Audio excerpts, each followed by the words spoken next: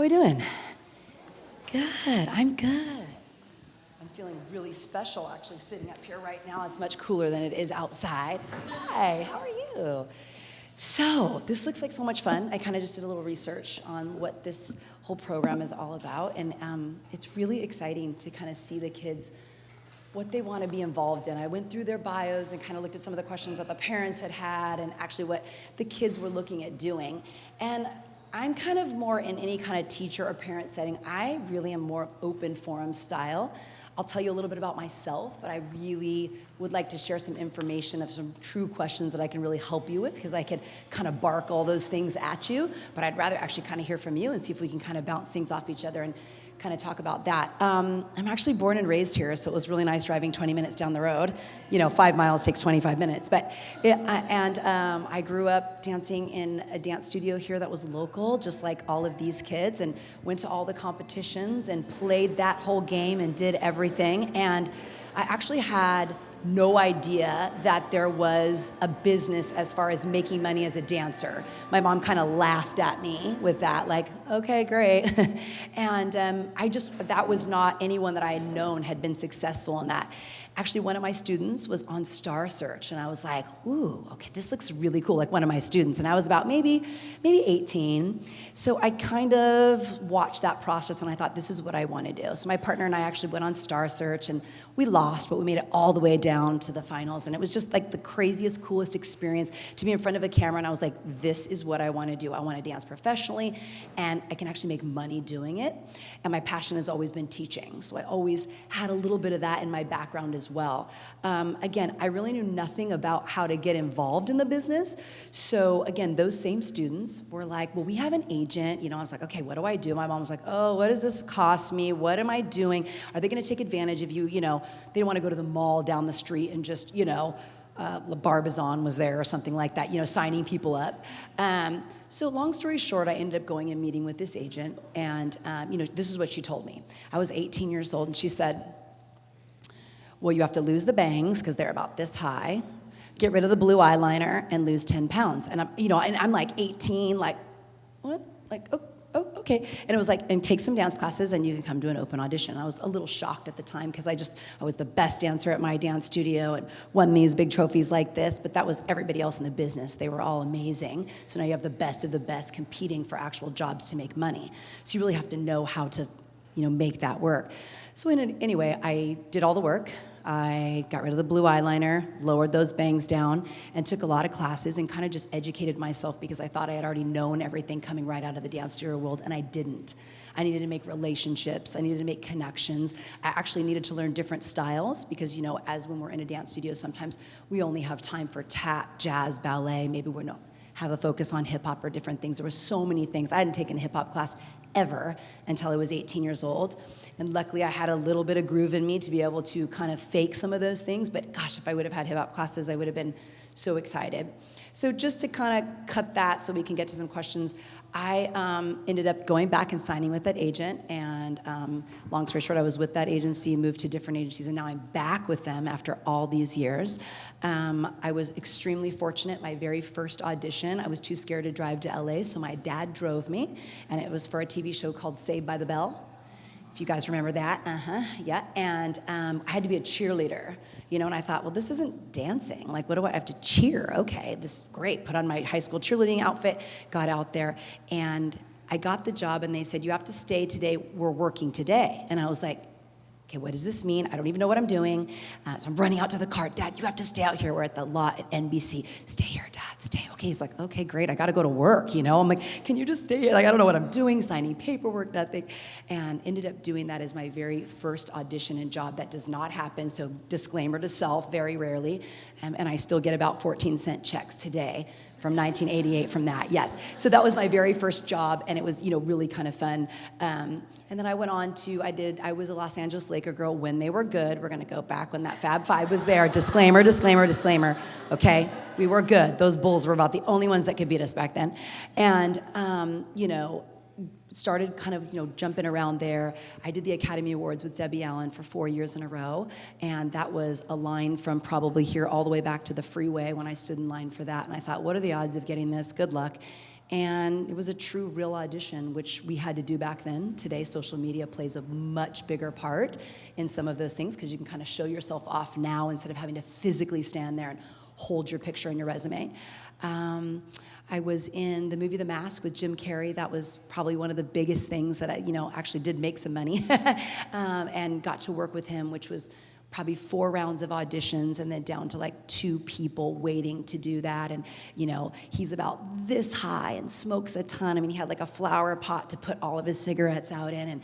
And my scene was where I played the lady police officer that does the chicky boom boom with him. And of course, my voice sounds nothing like how high that pitch was. So they did not use my voice, thank goodness. I had to hold a real gun that was unloaded, which was very strange and heavy.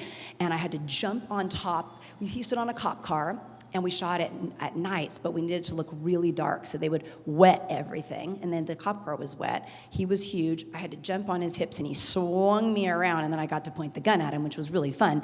But he was just so serious, but then goofy. I mean, he really is just like you would, see him. But it was the most incredible experience. I got my own trailer, and I thought, I'd made it and all these kind of fun things. But the residuals were definitely good on that, and I do still get some things on that. Let's see, what else was kind of fun?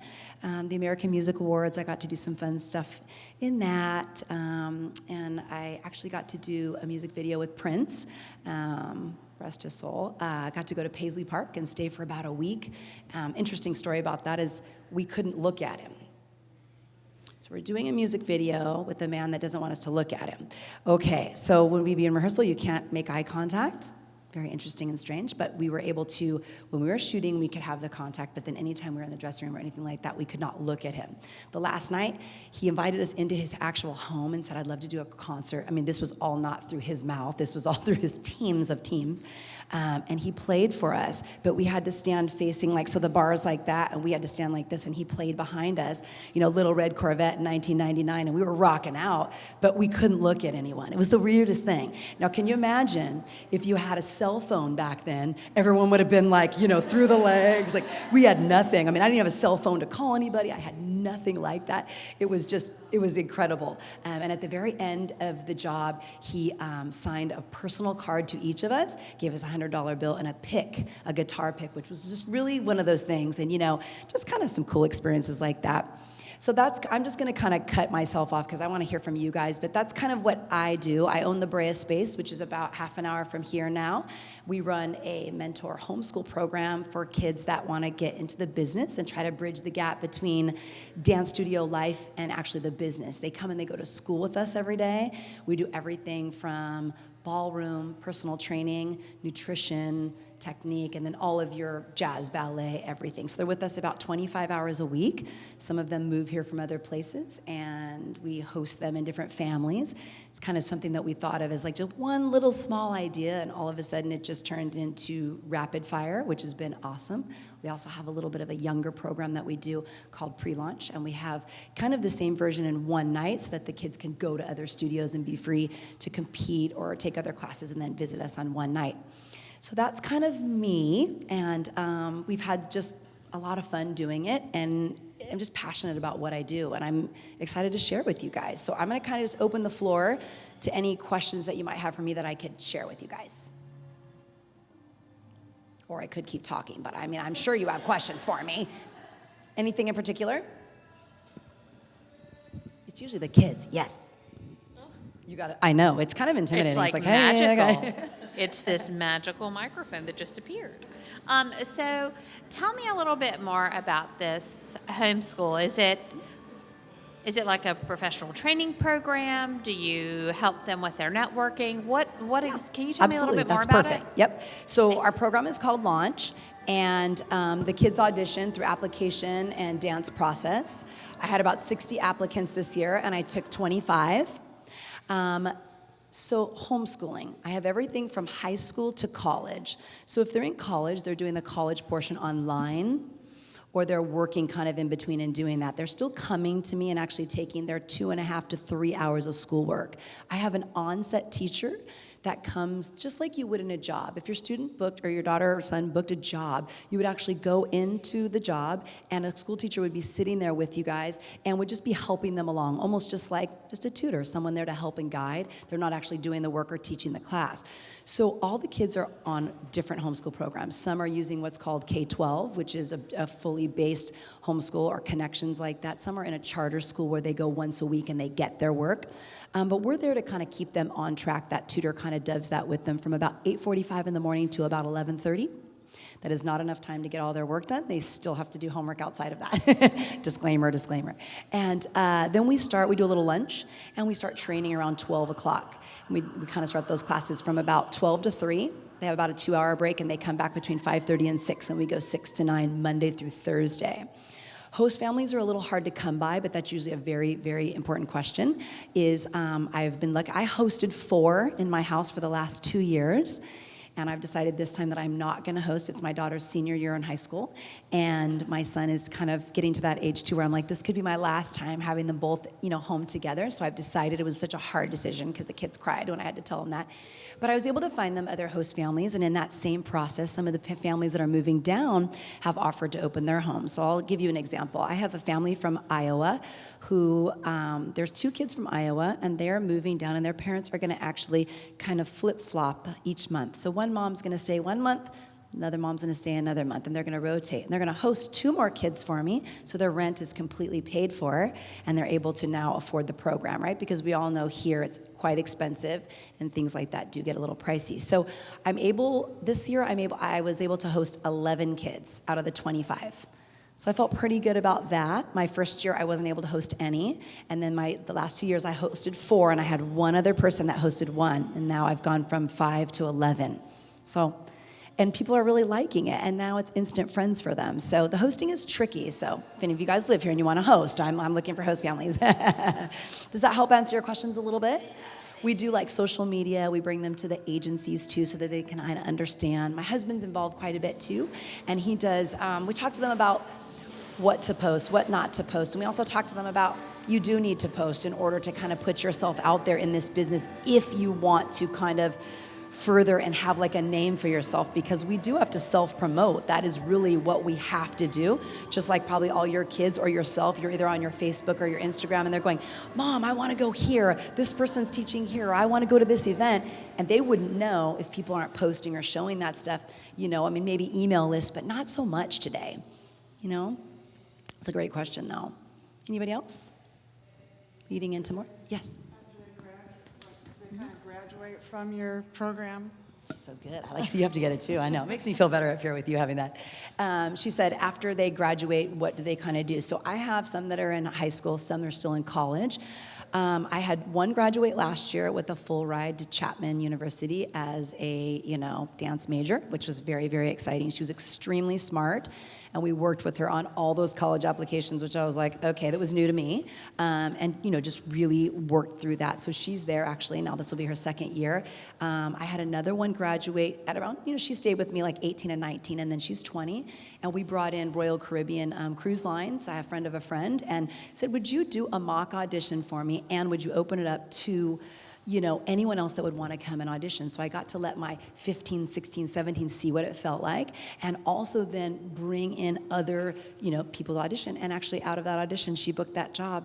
She went for 9 months to China, just came back and signed a new contract, and now just left about 2 weeks ago. So she calls me up every day and says, thank you for that, which I'm like, that is so nice, to kind of have that feeling, because that was her goal when she came to me. I want to come in your program, and I want to do a cruise ship. And I said, I think I can help with that one. That one I think I at least know people, and it really does. It kind of comes down to knowing a lot of people and being here and being present in, our business. Because depending on your location, it's not as easy to find this kind of research or classes or networking because you're not in the actual area. So that's a great question. Some go on to college, and some I have one that is still in the program, more of like a mentor, but she just did J-Lo's tour. I have one that, so they're doing things. And again, they've worked really hard for it. I can give them all of the same information. It's kind of like what I tell kids in a class.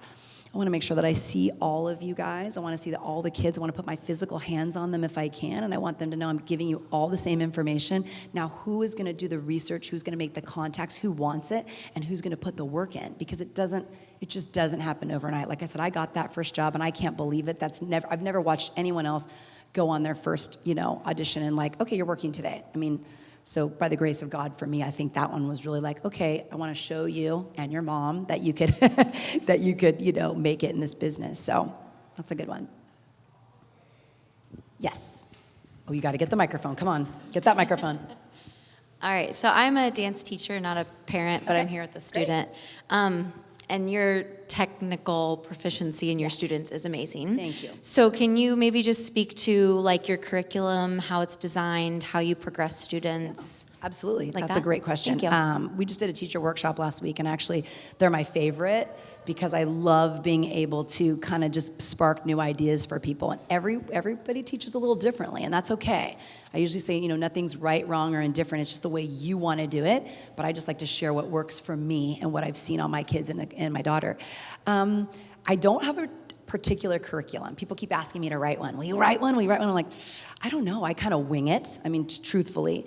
I have only had at my studio right now 12 and up. And for the first time, we're going to be starting a younger age group in September, which will be 9 and up, as we're expanding into a new room. So I now will kind of have a little bit more. I've had a lot of experience with little kids, but I've been very fortunate to really start working with them at a little bit older, so their mindset is a little bit different.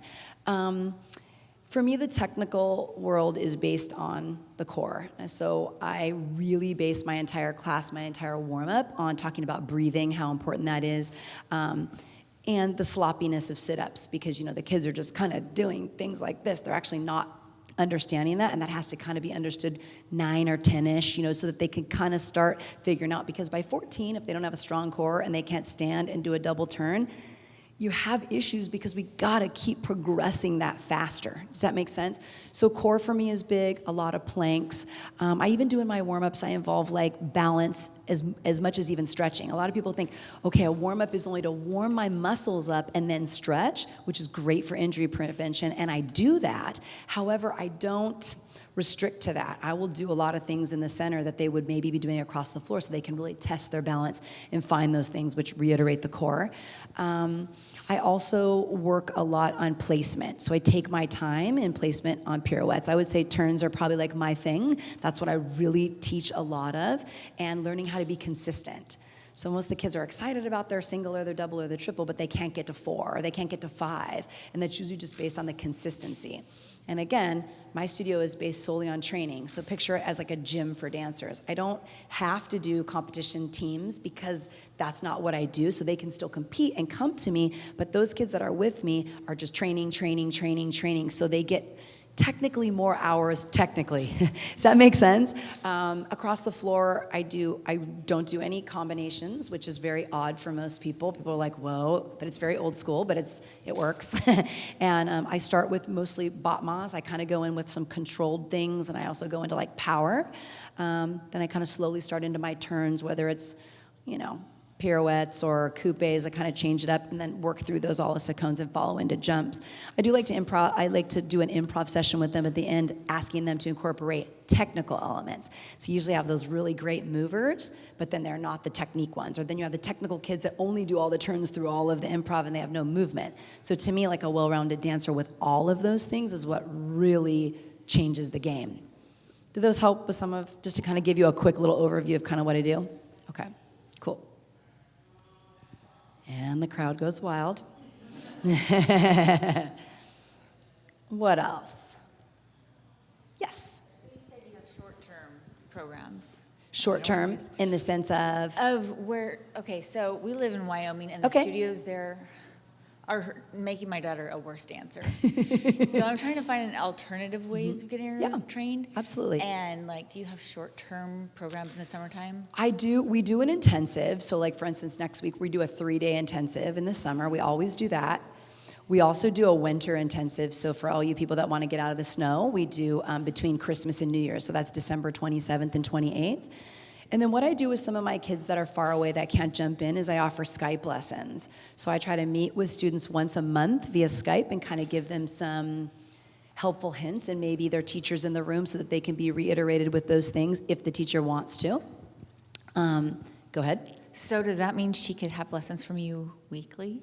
She Or- could bi-weekly or monthly. Yes, she could. Oh my gosh, perfect. That's what I've been looking. I've been looking for something like this. Oh, you just Yeah. made my day. Oh, yay, I'm so glad. I'm so glad. But those are great ways to kind of keep, kind of that. I also have an app for stretching and an app for core. So it's called KBM Core or KBM Stretch. And those are very basic, like in your app store that you can download for your kids. And the stretches basically control and track their progress. So the problem is the kids are stretching, but they're not stretching enough or they're not stretching properly. So for me, like people say, well, how long? It really depends on the dancer. I am not an overstretcher. I do not do overstretching. So if that is a question for people, I don't. Now, I'm not saying it's wrong. I just don't do it on my kids because I just think there's too much injury that goes into that, and I've seen it. I would suggest about 70 minutes per week outside of what they're already doing. So if you calculate that in 7 days, about 10 extra minutes a day. And again, you can track that through their progress on the app for stretching. And then the core is just kind of the same thing. It lets you track how many minutes you're doing. The core is a little different because it kind of depends on the age of the kid. But, I would say an extra 3 minutes a day of the core work would be sufficient until they get maybe those teen years when the body starts changing. We kind of need a little bit more stretching and we need a little bit more ab work because everything, unfortunately, they're just used to having 4 Starbucks and 3 Jamba Juices a day. And it's like that's not going to work when the body changes, right? That kind of brings me to nutrition, right? Just really being aware of what is going to go into their body, I think, is huge. I know for me, it's so annoying to have no nights at home with your kids or real food, and you're on the go, and they're home working, and you're driving through and hoping that, that's going to happen. We bring a nutritionist in who really has helped the kids find out what they're putting in their body. They're excited because they think they're only going to Jamba Juice, and they're getting that nectar, and they're eating this whole mound of sugar, and then after about 2 hours, they're crashing and burning. So, maybe having one of those a week or something isn't so bad, but learning to pack healthy snacks and not be afraid of carbs. The protein is good for them to kind of pack in for them. For me, I'm a big crock pot fan.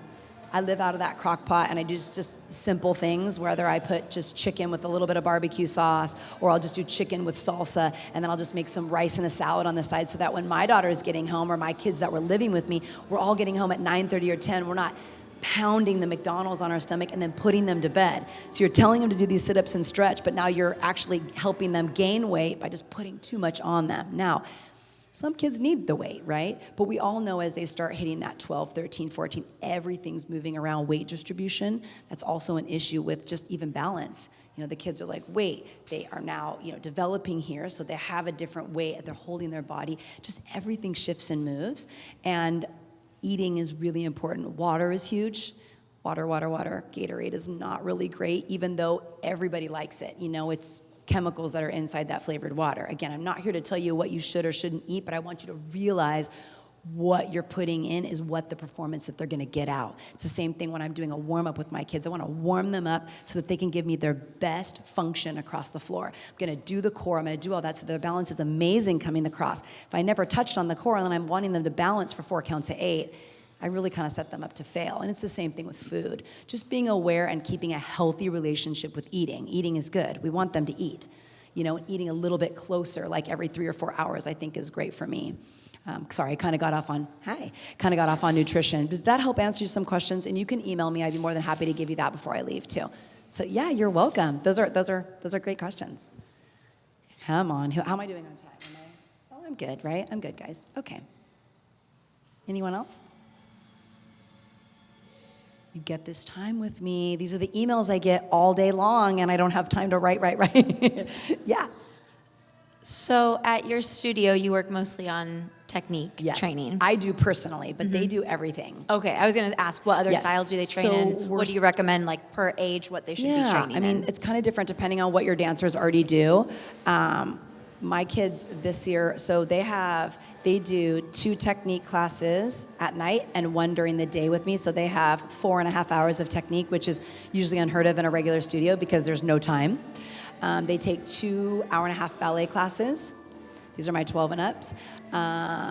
We are starting ballroom this year, an open ballroom forum where masterclass teachers are going to come in and just rotate to really kind of get them comfortable with doing that. It's becoming so popular in all these Dancing with the Star shows and everything. I mean, the kids have to have a ballroom background now for anything or any little auditions. We do jazz funk. We also do contemporary. I do an open masterclass weekly so that they get a different style, whether it's lyrical or maybe true hip hop or maybe it's breakdancing. You know, like we really try to change that up. We also do acting and we have voice lessons. So we kind of just give them a little bit of everything if we can. And I kind of rotate it. I'm able to do that. Like my drop-in classes in the evening are always set, but with my program during the day, those kids also come at night. I can change that. So if I see like the whole week the group is like just slacking, ballet look horrible, I'm like, okay, next week we're doing 3, you know? So I can adjust that because I have them for such a set amount of time. I think that's kind of, we don't tap, you know, that's one thing I just haven't had a chance to really even touch upon. I mean, I think it's important, all my kids do tap, but I don't technically offer that at the moment.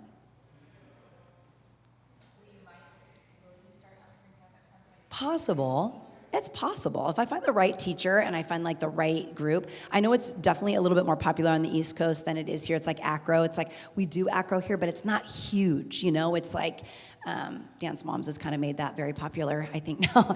But, you know, I don't really, like, those aren't my huge focus. I want to stick with, for me, what really works and what I know best that I can teach. And I think tap is important, but it's not a huge game out here in the sense there's not a lot of tap work. I'm not saying it's not good to have. You should always have it, and you're going to have to do it, especially if you want to go the musical theater route or you want to go Broadway. It's just if you want more of the commercial jazz or agency this way, it's like it's not utilized. Like I would say I probably went on 3 tap auditions in my 20 years of auditioning. But now, don't quote me on that. I'm not saying don't tap. That I'm definitely not saying. I'm just saying that we don't kind of focus on that. Yeah? College questions, anything else, jobs? Go for it. It's okay. We They're being really spoke shy. about college earlier. Okay. I so, saw that come through on some yeah. of the people, so I just wasn't sure if that was something, you know. Yeah, so my student is going to be a senior and she wants to go to college for dance. Okay. So just any general advice for getting ready for auditions for that, applications? Yeah, it depends on the student and the college, right? So a lot of most colleges are very modern-based, contemporary. Now, you know, Arizona State has a whole, you know, they're jazz. I mean, they're definitely, things are different. But for me, like something like Chapman, the kids are very movement-based there. You know, there's not a lot of hip-hop. So I think you have to research what is out there for the school that you want to apply for. Go on and see kind of what they're doing, maybe the choreographers that they brought in or they've worked with, so that you can have an idea of kind of what's there, and then prepare the solo audition process of what they've actually kind of hired, or you've seen so-and-so got in. I would say, okay, I'm going to go back and look at, oh, she did this kind of solo. They do usually, like I've helped kids before where they'll come in and they need me to tape their ballet and there are different, you know, things going into college. So, you know, just having a clean background, making sure that when they're prepared that they are wearing something that they look good in, the hair not floating around all in the face, you know, your general things, but I wouldn't go into it how you would dress them for a competition. You know, they don't need a lot of makeup. They want you to look really light and natural and just really presentable as what an 18-year-old college student should be kind of going in. You know, you don't need all of that or the costume. Now, if you're going to audition for, you know, Laker girls or Clipper girls, that's a whole nother thing. But college is very, you know, natural and real. Yeah? Are